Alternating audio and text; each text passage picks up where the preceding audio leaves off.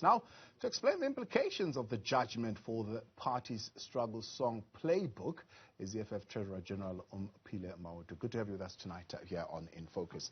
And you've been hearing a lot of reaction and a lot of concern, but let's take one. Some of the guys that you are with in the coalition forum there that's trying to get rid of the president for that Phala Phala matter, the Democratic Alliance, are still demanding that you stop singing that song immediately because they're saying it sets an extremely dangerous precedence for our democracy. Is there a space, do you think, in our democracy right now for songs, as much as you're saying they're not instructive, but certainly there's an element of persuasion that would advocate for the killing of any particular person?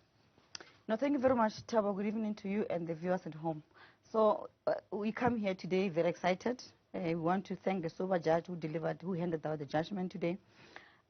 We are fighting a system, Thabo. We come from an apartheid system, which was defeated by a political intervention, which is called the political freedom in the country. But we still have a challenge with economic freedom. And it's actually shocking that the AfriForum will take EFF to court to say they feel discriminated against, because we are the ones as black people in this country who should feel discriminated. We stand here today 28 years into this democracy. The majority of the black people don't own the land. The land is still in the hands of the minority. Now, that is the challenge that they should be coming to the table about. Now, we are not surprised by the stance of the DA. I mean, their history is that history of protecting white supremacy and white privilege and all that. We know what they stand for. They are not shocking us. AfriForum is their friend. They are together in this thing. So we stand on the opposite, on the left side, wanting to emancipate the people of this country. And I mean, the judge was very sober. He started with dismissing them. He was arguing the matter legally. He looked at the law and argued the case. So we're not really worried. But we're saying, your question is, do we have a place in this democracy? Yeah. We don't have a place in this democracy where a majority of black South Africans do not own the land. We are saying that on its own is discrimination. We need to bring an end to the private ownership of land in this country. The state must be the custodian of the land. That's not there. Yeah. And go to minerals and go to water, yeah, and expropriate all those things for the benefit of our people. But does that then mean it's okay for calling, even through a song or a chant, for a killing of a particular race? We want to kill the system. And President Julius Malema expressed that very adequately in court, that here we are fighting the system. When you say kill the Boer, the farmer, is the face of the people who own the land in this country. So we are saying that is an oppressive system. Let us kill this country. But also, Thabo, really, this song was there many, many years ago, even during apartheid. It was even sang. Peter Mugabe sang that song. At the time when we were all agitated, they were agitated. They were very angry. There was a lot of killings happening in the country. There was a lot of brutality from the police, from the state. But no one shot anyone. So why would we kill now? Yeah. We are not stupid. AfriForum must stop thinking that we are irrational beings who will just take guns and shoot at white people. We don't have that in us as Africans, by the way. We've got Ubuntu. That's why they're still here, long after the injustices that they put to our people. So we're saying to them, they must bring back our land. Yeah. They must stop really wasting our time with the courts. The courts must be fighting corruption that is ripping the country. The courts must be fighting the crime of killing of women, killing of children, raping of women, and all those things. The courts must not be used for political reasons. You heard the judge saying today that perhaps this debate should go into political space. Yeah. That's where it belongs. And we agree with the judge. That's where it belongs. AfriForum must stop wasting our time. But AfriForum, they follow us everywhere, but we're not really surprised. So Ernst was speaking to my colleague Stephen Grotes a little bit earlier on, and he feels that his testimony was unfairly treated by this particular judge, including disregarding some of the things that were said by the leader of the economic freedom fighters. I'm not saying that's what he said. That's what he is saying, Julius said. I can't recall. Maybe he did say that. I didn't listen to the entirety of the court case. But he says, Julius said even in court that he would give a command for the slaughtering of white people. No, he didn't say that. Okay. He didn't. He didn't say that. So you're saying that is not true, that the courts disregarded that testimony? No, the court started, if you're listening to the judge, it's a 42-page, it's not that long. So it starts with Roots, who went there proclaiming himself to be an expert.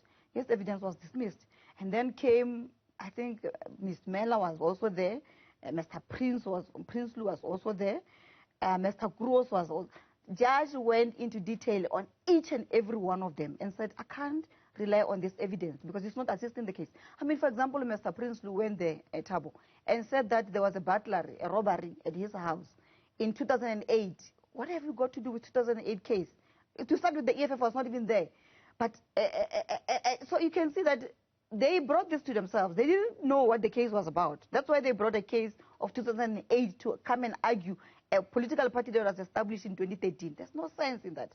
And the judge went into detail, pains to explain the reasons why he is not considering their evidence. And he said, the Commander-in-Chief and the President, Julius Malema, came here and told us what the EFF stands for and what is so important about this song and the struggle songs in general and the chants and all that. And therefore, I've got no reason not to believe him. Yes. Because all that we are saying is land justice. Yeah. And that's what the judge has captured clearly and adequately. So let's take the conversation a little bit forward then. Are we sitting here denying the persuasive power that is inherent in struggle songs? Because, as you've already mentioned, there is historical memory that is embedded in these songs. So struggle songs are meant to do exactly that, to persuade, to agitate. But we're not saying them literally in the sense that take up guns and shoot. We would have done that. I mean, we can do that. But we are not saying that. All that we are saying is that we are agitating the youth, we're agitating the community, we're agitating South Africans at large to say there is still a problem. It is not yet Uhuru. Yes, we attained political freedom, but economic freedom we have not attained. And this racist AfriForum right-wingers, they are the ones who are owning the economy. That's why they feel so privileged. So we want to tap into that privilege of ownership of the economy of this country. We want to start with the land, Thabo. If they can come to the table, I mean, you should ask them a question that, okay, we are talking about catching feelings when we sing this song. Have we ever said anything about the Palapala saga? Have we ever said anything about the MEC in Limpopo? Have we ever said anything about the killings and abuse of women and the raping of women, the killing of the children? Have we ever said anything about the shootings at the taverns? Have we ever said anything? They have not said anything because that's not where their agenda is. Their agenda is that one of wanting to destroy the EFF because the EFF speaks the truth and the EFF wants to emancipate our people from slavery. So this back and forth between yourself and AfriForum, is it not adding to the divisions in the country? They are the ones. If anything, they followed us, Thabo. I can quote the cases. The case of President and Commissioner Mbuyiseni Ndlozi, Dr. Mbuyiseni Ndlozi, they were dragged there in court in Randburg. The case of DP, Deputy President, which he won earlier this year, that one of Cape Town, it was them. They were there. The case of our SG is them. They are there. Now the case of this song, there's plenty of cases where they follow us everywhere. They are the ones who are dividing the nation. We as Africans were united. And that is their fear, actually, because we are communicating a message of unity, not only in South Africa, by the way, in the whole continent, in Africa. And that is where their fear is, that if that message resonates well with these black people, they are going to unite, and they're going to unite against these forms of oppression and discrimination against by the right-wingers. They've already indicated, of course, that they will be challenging this particular outcome from the Equality Court, maybe taking it to a higher court. You are prepared as the economic freedom fighters to fight it to the highest court? Combat ready. Maybe it should, I think it's the Freedom Front Plus, who are saying it should actually be ventilated in the Constitutional Court. We are combat ready, Thabo. They can take it in. Well, they are within their rights. They stay in South Africa. That's the joy of staying in South Africa as a citizen. You've got the rights. They can take it to anyway. They will appeal High Court, and then they can go to Supreme Court of Appeal. They can end up at Constitutional Court. Their hope is that one way or the other, along the line, they will find a white judge who is going to judge against the EFF. There is no sober judge that is going to say that Dubuli Bunu is song is literally meaning that kill Thabo Mbuli, and therefore that constitutes hate speech and discrimination. No one. It's false hope. They are just hoping for nothing, really. They are just hoping for a miracle that is not going to happen. But we're combat ready. We're ready for them. We've always been ready for them. The AfriForum must not think that we are scared of them. By the way, we've been even singing this song, even during the case. Yeah.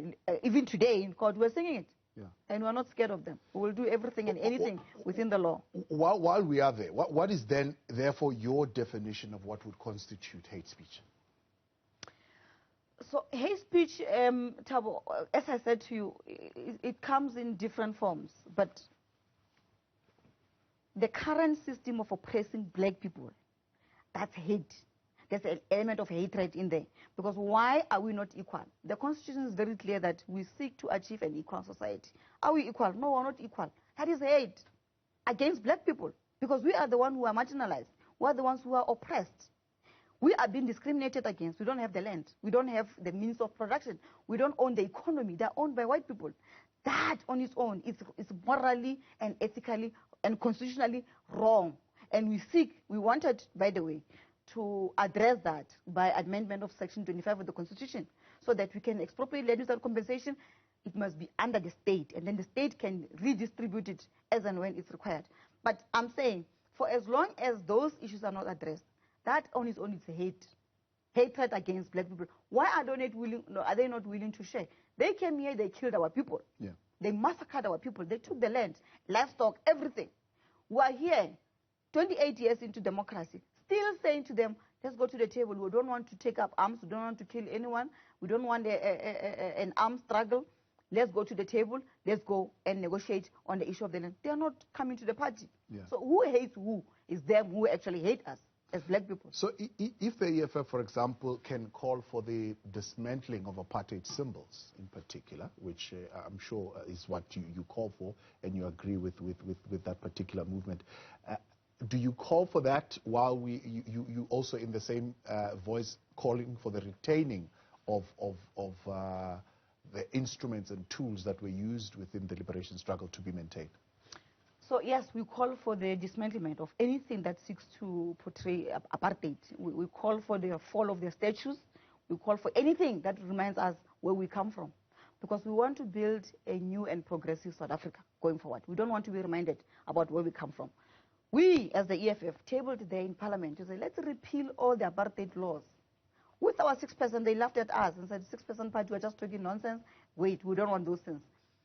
It is the majority, which is the ANC, unfortunately, that has got the majority in Parliament. We said to them, let's give you our 6%. Let's repeal all these apartheid laws that are governing this country. They refused. So we are fighting. We are fighting a system, but we won't lose hope. We won't lose faith. We are fighting this thing. We know that it's a struggle, and we've joined this thing knowing very well it's a struggle. And we're willing to die for it, if it means we should die for it. Omphile Maotwe, appreciate your time. Thank you very much for coming through. That is EFF Treasurer General Omphile Maotwe there, responding to the latest developments coming out of the Equality Court and a victory for the economic freedom fighters.